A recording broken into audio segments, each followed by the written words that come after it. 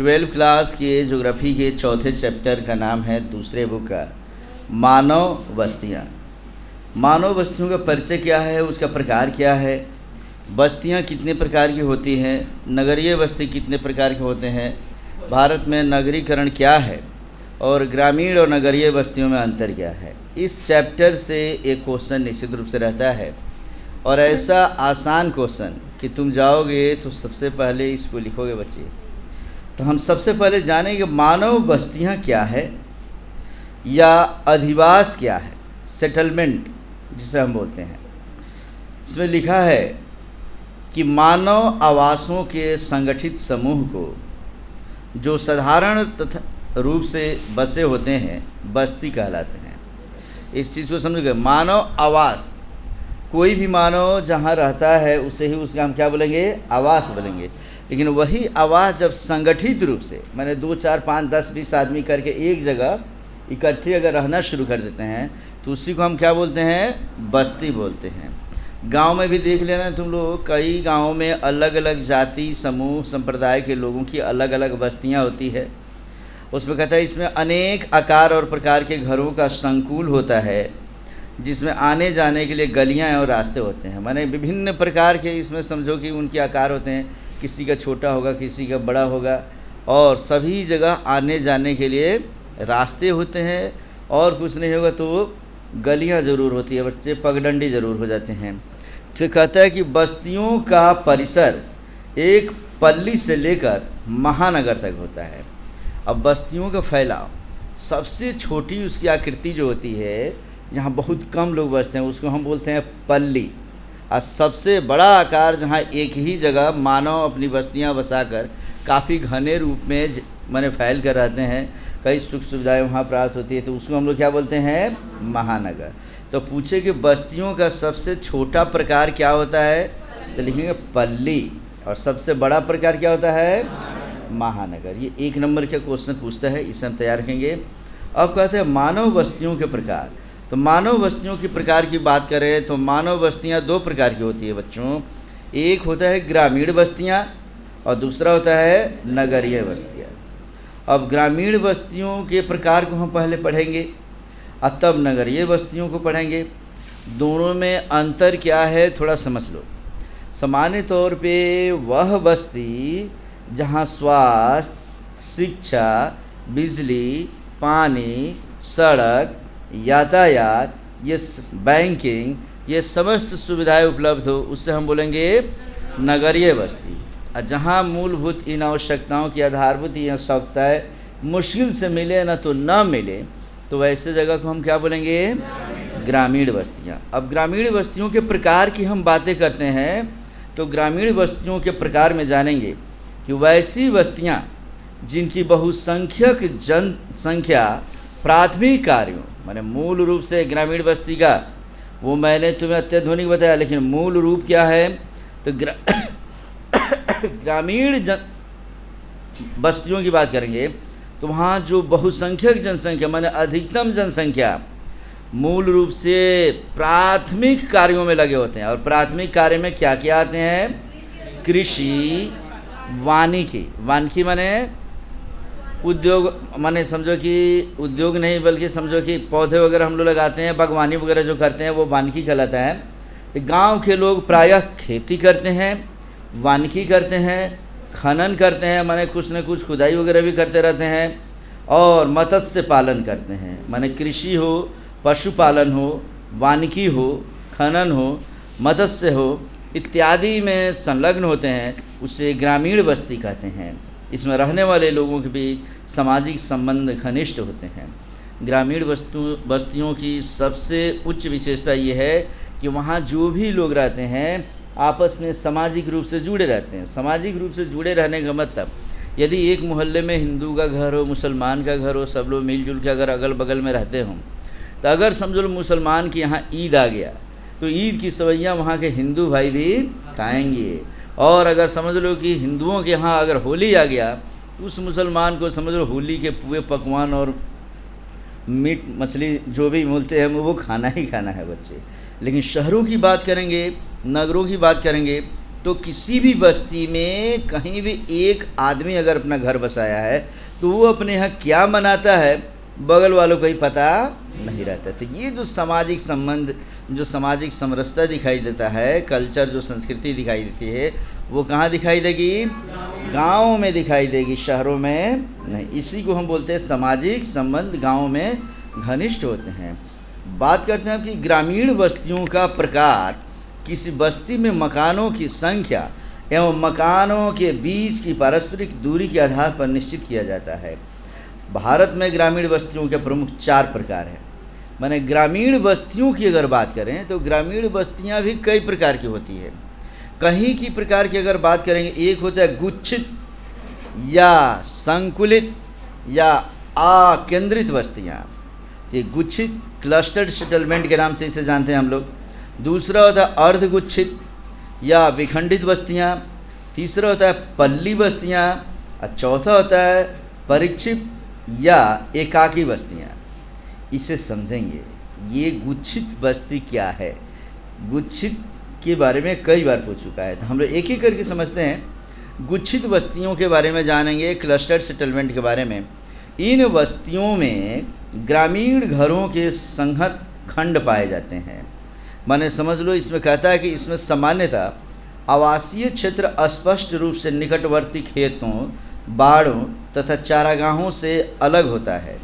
ये बस्तियां अत्यंत उपजाऊ जलोढ़ मैदानों, शिवालिक घाटियों और उत्तर पूर्वी राज्यों में पाई जाती है। माने समझ लो कि ग्रामीण घरों के संगत खंड पाए जाते हैं।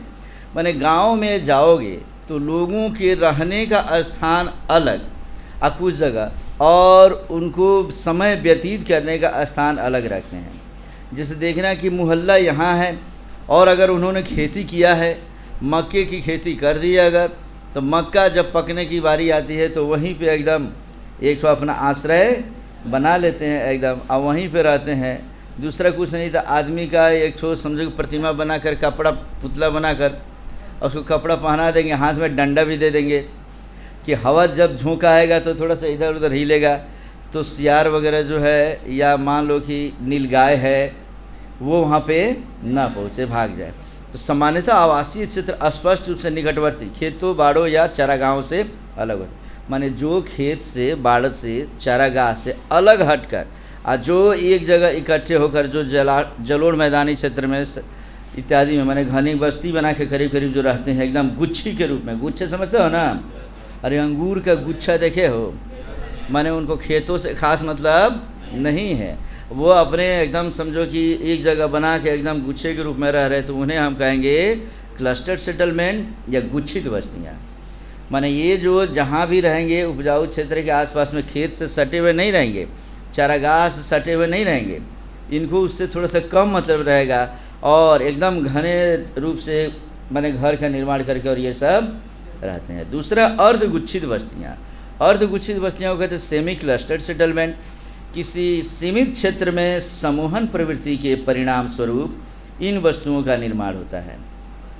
माने ये सीमित क्षेत्र में होते हैं। पहला जो होते हैं सो असीमित क्षेत्र में रहेंगे, लेकिन ये कहाँ पे रहेंगे जी? सीमित क्षेत्र में। और ऐसी स्थिति में ग्रामीण समाज के एक अथवा अधिक वर्ग स्वेच्छा से अथवा बलपूर्वक मुख्य गुच्छ अथवा गांव से थोड़ी दूरी पर रहने लगते हैं। मुख्य तौर पे फिर से मैं बता दूं, गुच्छित और अर्धगुच्छित में अंतर ठीक से समझो। यदि तुम्हारा गांव है तो देखना तुम्हारा गांव कई टोले में बटा होता है। गांव का जो मूल गांव हो गया, जहां सभी लोग एक जगह रह रहे हैं, उससे हम कहेंगे क्लस्टर्ड सेटलमेंट, गुच्छित बस्ती। और वहीं से किसी जाति के, धर्म के, संप्रदाय के, समुदाय के लोग उस मूल बस्ती से हटकर अगल बगल में एक टोला बना लेंगे। पता चलेगा चलो वो धोबी टोला है, या लोग कहते हैं वो मान लो कि चमटोली है, कुर्मी टोला है, कोयरी टोला है, इस तरीके से लोग बता देते हैं। तो एक विशेष जाति समुदाय के लोग वहाँ जाके एक थोड़ी सी जो बस्ती बना लेते हैं मूल गुच्छित से हटकर, तो उससे हम क्या कहेंगे? अर्धगुच्छित। समझ में आ गया बच्चे? भारत में ऐसी बस्तियाँ गुजरात के मैदान और राजस्थान के कुछ भागों में व्यापक रूप से पाई जाती है। हमारे यहाँ कम है। हमारे यहाँ जब भी जाओगे तो सब जाति धर्म संप्रदाय के लोगों के घर मिल जाते हैं, फिर भी कहीं कहीं है। अब नेक्स्ट इसमें पल्ली बस्तियाँ। पल्ली बस्तियां क्या है, इसे हैमलेटेड सेटलमेंट के नाम से जानते हैं हम लोग। जब किसी भौतिक रूप से एक दूसरे से पृथक अनेक इकाइयों में बढ़ जाती है, माने जब कोई बस्ती भौतिक रूप से एक दूसरे से पृथक माने अलग अनेक इकाइयों में बंट जाती है, तो वे पल्ली बस्तियां कहलाते हैं। कुल मिलाकर जैसे इसको समझो कि भारत में से विभिन्न नामों जैसे पान्ना, पाड़ा, पाली, नगला, ढाड़ी आदि के नाम से जाना जाता है। ये बस्तियां मध्य तथा निम्न गंगा के मैदान, छत्तीसगढ़ और हिमालय के निचली घाटियों में बहुतायत पाए जाते हैं। इसे मुख्य तौर पे समझेंगे बच्चे। पहले मैंने बताया गुच्छित बस्ती, तो गुच्छित बस्ती में वो है जो एक जगह समझो खेतों बाड़ों से दूर समझ लो एकदम घने रूप से बसे होते हैं। गुच्छित अंगूर का गुच्छा समझ गया है कैसे आसपास सटे सटे होते हैं, तो गांव में ऐसे घर जो एकदम आसपास सटे हुए खूब हो उसे हम गुच्छित कहेंगे। अब मूल रूप से वहाँ से हट कर थोड़ी दूरी पे बना लेंगे तो उसे हम क्या कहेंगे, अर्धगुच्छित कहेंगे। पल्ली किसे कहेंगे जी, जो भौतिक रूप से एक दूसरे से पृथक अनेक इकाइयों में बढ़ जाती है, तो वे पल्ली बस्तियाँ कहलाती है। माने समझ लो कि गांव में ही जाओगे तुम, लेकिन कुछ जो ऐसे रूप होते हैं जैसे मानो कि गांव में कुछ लोग ऐसे होते हैं जिनके पास सामान्यतः खेती बाड़ी होती है या ज़मीन भी होता है घर का बनाने के लिए, तो भौतिक रूप से ही वो क्या करते हैं एक दूसरे से अलग। माने समझो कि अगर राजपूतों का घर बनेगा तो एक तरफ बन रहा है उनका और काफ़ी दूरी दूरी पे द्वार वगैरह करके, घर भले समझ लो कि आधा कट्ठा में हो लेकिन द्वार 4 कट्ठा में ज़रूर होता है। समझ लो कि वो राजपूतों की पहचान हुई बच्चे, ब्राह्मणों की पहचान हो जाती है कि ये पुराने समय से ही इन लोगों के पास चूँकि ज़मीन वगैरह बढ़िया रहता है तो घर छोटा लेकिन द्वार बड़ा रहता है बच्चे। और उसी प्रकार अलग अलग जातियों के लिए देखोगे तो जैसे जैसे भौतिक सुख सुविधा किसी को है, ख़ानदानी तौर पे ज़मीन है, तो उस तरीके से लोग अपना कुछ माने जगह जरूर छोड़ते हैं। माने अलगाव के रूप में एक एक क्षेत्र में जो रहते हैं उसे ही हम क्या बोलेंगे, पल्ली बस्तियाँ। सामान्यतः अगर कहा जाए तो हम लोगों के गाँव में पल्ली बस्तियाँ पाई जाती है बच्चे, ठीक है। अगर कहता है कि भारत में से विभिन्न नामों से, इसे पाना के नाम से, इसी पाड़ा के नाम से, जैसे कोलकाता चले जाओगे गोल पाड़ा, कचड़ा पाड़ा, अरे श्याम पाड़ा, राधा पाड़ा, कौन पाड़ा, वहाँ पे सब आ जाएगा। नाम क्या रख देंगे मोहल्ले का, उस बस्ती का पाड़ा रख देते हैं। उसी प्रकार कहीं इसको पाली रखते हैं, कहीं नगला कहते हैं, कहीं ढाड़ी कहते हैं। अलग अलग राज्यों में अलग अलग नाम से इसे हम जानते हैं। अगर बात करें कि ये बस्तियाँ मध्य और निम्न गंगा के मैदान, माने मध्य और निम्न गंगा के मैदान में हम सभी आते हैं बच्चों। उसके बाद छत्तीसगढ़ भी आएगा और हिमालय के निचली घाटियों में बहुतायत में पाए जाते हैं। तो इस तरीके से ये पल्ली बस्ती हो गई। अब अगला इसमें से परिक्षिप्त बस्तियाँ क्या है, डिस्पर्स्ड सेटलमेंट। कहते ये बस्तियाँ सुदूर जंगलों में या पहाड़ियों की ढालों पर या चारागाहों के रूप में मिलती है। कुल मिलाकर समझेंगे जो पहाड़ी क्षेत्र होते हैं, पर्वत क्षेत्र होते हैं, जंगल के क्षेत्र होते हैं, वहाँ पे आदिवासी जो घर बना के रहते हैं काफ़ी दूर, माने सुदूर का मतलब होता है काफ़ी दूर, हमारे बस्तियों से दूर जंगलों में, पहाड़ों में, वे अपने कल्चर को हमें मिलाना नहीं चाहते हैं बच्चे। तो वे जो बना के घर रहते हैं उसी को हम कहते हैं परिक्षिप्त बस्तियाँ या डिस्पर्स्ड सेटलमेंट। डिस्पर्स्ड का मतलब तितर बितर, इधर उधर कहीं कहीं जंगलों में, पहाड़ों पे, ढालों पे, चारागाहों में वे सब अपना छोटा मोटा घर बना के रहना शुरू कर देते हैं। कहते ये बस्तियाँ विषम भौतिक कारणों से विखंडित मिलती है। माने कई प्रकार के भौतिक कारण होते हैं और ये सब अलग अलग कल्चर संस्कृति के होते हैं बच्चे। कहते ये बस्तियाँ भारत में मेघालय, उत्तरांचल, हिमाचल प्रदेश और केरल में मिलती है। इस तरीके से समझो कि फिर से मैं बता दूं बच्चे कि बस्तियों का 4 प्रकार हो गया।